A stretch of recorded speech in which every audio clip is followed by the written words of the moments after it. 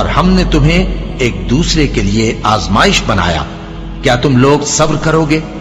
اور تمہارا پروردگار تو دیکھنے والا ہے۔ اے اہل ایمان، تمہارے مال و جان میں تمہاری آزمائش ضرور کی جائے گی، اور تم اہل کتاب سے اور ان لوگوں سے جو مشرک ہیں بہت سی ایذا کی باتیں سنو گے، تو اگر صبر اور پرہیزگاری کرتے رہو گے تو یہ بڑی ہمت کے کام ہے۔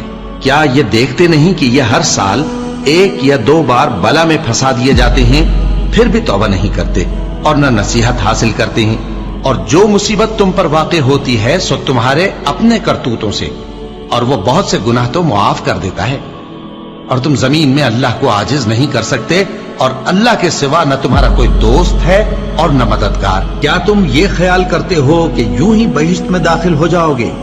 اور ابھی تم کو پہلے لوگوں کی سی مشکلیں تو پیش آئی ہی نہیں، ان کو بڑی بڑی سختیاں اور تکلیفیں پہنچیں، اور وہ صعوبتوں میں ہلا ہلا دیے گئے، یہاں تک کہ پیغمبر اور مومن لوگ جو ان کے ساتھ تھے سب پکار اٹھے کہ کب اللہ کی مدد آئے گی۔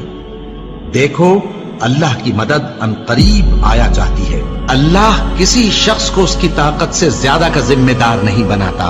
اچھے کام کرے گا تو اس کو ان کا فائدہ ملے گا، برے کرے گا تو اسے ان کا نقصان پہنچے گا۔ اے پروردگار، اگر ہم سے بھول یا چوک ہو گئی ہو تو ہم سے مواخذہ نہ کیجو۔ اے پروردگار، ہم پر ایسا بوجھ نہ ڈالیو جیسا تو نے ہم سے پہلے لوگوں پر ڈالا تھا۔ اے پروردگار، جتنا بوجھ اٹھانے کی ہم میں طاقت نہیں اتنا بوجھ ہم پر نہ رکھیو، اور اے پروردگار، ہمارے گناہوں سے درگزر کر اور ہمیں بخش دے اور ہم پر رحم فرما۔